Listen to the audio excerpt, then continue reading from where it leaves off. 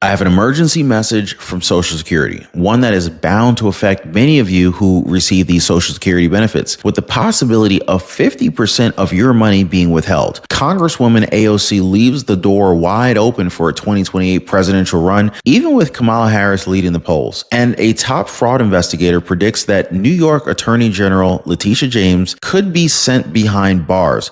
We have a lot to talk about today, guys. Let's go ahead and start things off with this urgent message from the Social Security Administration. We've uncovered a big change from Social Security that will impact people who get it.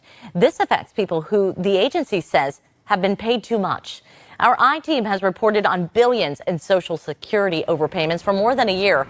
And the I-Team's John Bedell is live in Montgomery County. And John, you're looking at how this could impact people here in Ohio.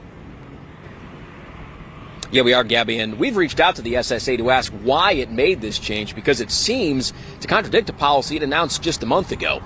Right here, nothing's been announced publicly, but we got our hands on an emergency message sent to the staff that operates this program that says instead of stopping people's checks to get back an overpayment, now the SSA plans to keep half the money.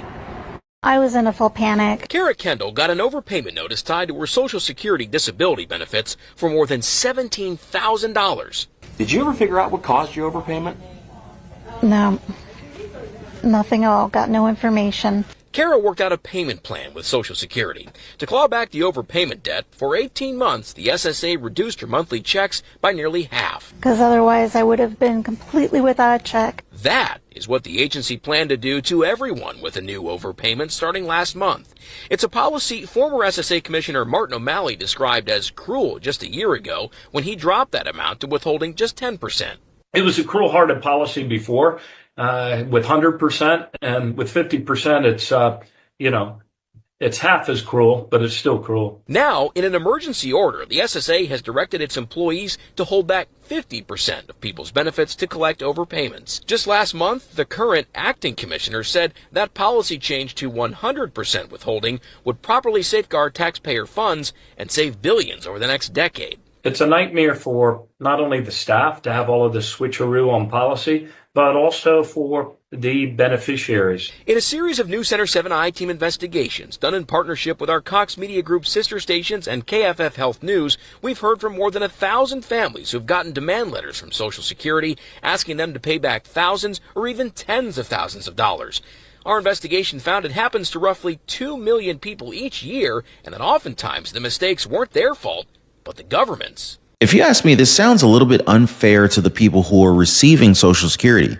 Unfair in a sense that they are the only ones who are being held accountable for these mistakes. Even though, as you heard, it was the government who botched these payments. The government screwed it up. If they want to hold Americans accountable for overpayments, shouldn't the agency do the same as well? But that's just me thinking about the welfare of these beneficiaries. Now, it's been said that this will affect around half of the people who are dealing with overpayments or new overpayments, specifically those who get old age, survivors, or disability payments. The policy, though, does not affect those who are on SSI just yet, with their withholding rate at 10%. So the new policy is said to affect those who got overpayment notices on or after April 25th. Now, if the recipient doesn't request for a lower rate of withholding, reconsideration, or possibly a waiver, then the agency will cut benefits after 90 days. At least that's what the message to SSA staff says. But what's really disheartening to hear is that some of these clawbacks have left some people homeless. Here's hoping that these overpayments get sorted out really quickly so that the payments don't need to be withheld anymore. Medicare is kind of like a government-sponsored escape room, except nobody gives you a map and the clock is ticking. That's why I send people to Chapter. They've helped thousands of folks get out of the Medicare maze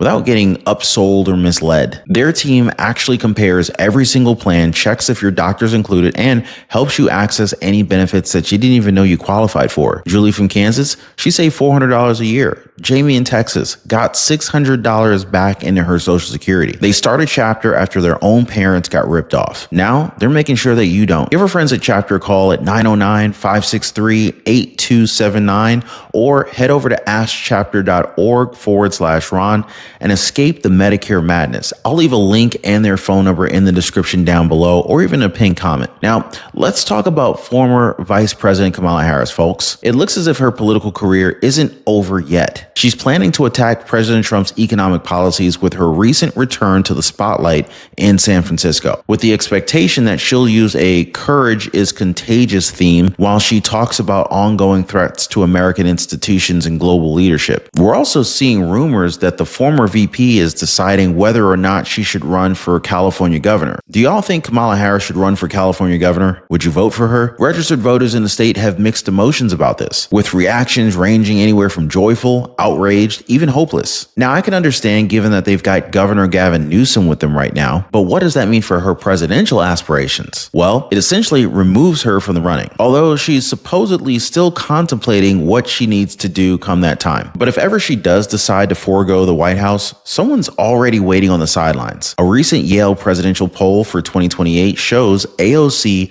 right behind Kamala Harris for the top spot. And I think that her recent ad proves that the left is actually contemplating her being the next presidential nominee. You know, Idaho, I am so touched being here. I'm a girl from the Bronx. To be welcomed here in this state, all of us together, seeing our common cause, this is what this country is all about. Don't let them trick us into thinking we are enemies. Don't let them trick us into thinking we can be separated into rural and urban, black and white and Latino. We are one. Alexandria, they told us this was a conservative state. They got it wrong. And Idaho, I know that looking around here, it can feel impossible for Republicans out here to be defeated. That's not true. It's simply not true. And from the waitress who is now speaking to you today from this podium, I can tell you, impossible is nothing. And as Alexandria just said, when we stand together, when we do not allow them to divide us up, there is no stopping us. Miracles start with mustard seeds. And that is what each and every one of you represent today. Small miracles of faith in ourselves, in each other, and in the refusal to give up. Sure looks like we're looking at an AOC Sanders ticket here, because look at it this way. Sanders has always been the working class guy, the one that's repeatedly saying that the working American is his priority, even though we really haven't seen very much in practice. But this could be the balance that they need, given that AOC has bordered more on race and wokeism, a message that she's pulled back on since Democrats are now aware that voters don't fall for that sort of stuff anymore. But before I go further, I want to call something out here. Democrats were livid when President Trump won at 78 years old. Many of them were raging about him finishing his second term at 82 years old. If Bernie Sanders runs with AOC, he's starting his term at 87 years old. Granted that Bernie Sanders is not Biden 2.0, but this again shows just how willing they are to change their minds if it's one of their own that are running. Now, of course, none of this has been confirmed yet. I'm guessing that they're gauging the reaction of people before making that decision. Also, 2028, it's still some time away, so they don't necessarily have to make a decision right now anyway. But you gotta admit, the video certainly looks like a campaign ad, right? Even though we got AOC practically gaslighting us that it's just another video. Thinking about running for president after the campaign style video you put out? Are you thinking about running for president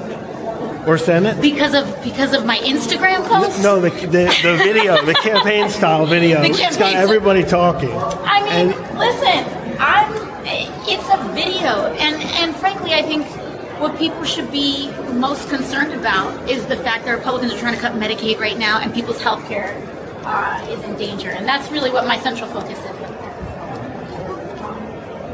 You're topping the polls. Pardon? Right now. You're topping the polls, so people are saying this moment isn't about campaigns or elections or about politics. It's about making sure people are protected, and we've got people that are getting locked up for for exercising their First Amendment rights. We're getting 2-year-olds that are getting deported into cells in Honduras. We're getting people that are about to get kicked off of Medicaid. That to me is most important. Answered like a true politician. In other words, her door is open to that possibility. It just depends on what happens between now and 2028. But let's shift our attention to New York Attorney General Letitia James. She looks to be in trouble as a forensic accountant just exposed her for being a fraud.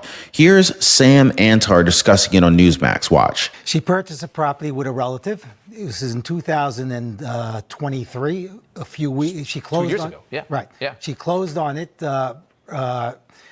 right before the Trump trial. And in the file documents with the county clerk's office, there was a power of attorney that she gave her cousin or niece to close the mortgage. Yep. And on the power of attorney, she represented that I intend to use this property as my primary residence. Now, there's two problems with that. The first problem is she lied on the power of attorney. Would anybody really believe that she was going to move to Virginia in the middle of the Trump trial? Second part is there's Section 6 of the mortgage that states that the borrower, meaning her and her niece, have to occupy the property as their primary residence within 60 days. Not one or the other, both. Wow. She at least never occupied it. Right. That's and why, what was the motivation to do this? Why lie? Lower interest rates. Lower interest rates. I'd call her a petty thief. A petty thief. This is, I mean, this is, when you look at the allegations she made against Trump, is this act worse, better, same? Well, no. Listen, Trump is not a real felon. I'm a real felon. Okay, so so Trump didn't do anything wrong. He also talked about Leticia James and her Brooklyn apartment. Official records show it as a 5-unit property. The Attorney General has reported that she has a 4-unit property. Now, Antar claims that she did this to obtain lower mortgage interest rates. So she's basically gaming the system, even though she's actually part of the system that's supposed to be prosecuting these types of actions. It's for these reasons that Antar believes that Leticia James will be indicted. What do you think about this, guys? Now, if you got a moment, I think it would be very beneficial for you to hear from the latest updates with regard to income taxes. President Trump recently talked to the press to confirm that tariffs could soon replace the taxes that we pay. I covered this in a recent live stream. You got to check it out. As always, thanks for hitting the like button and subscribing. We'll see you next time.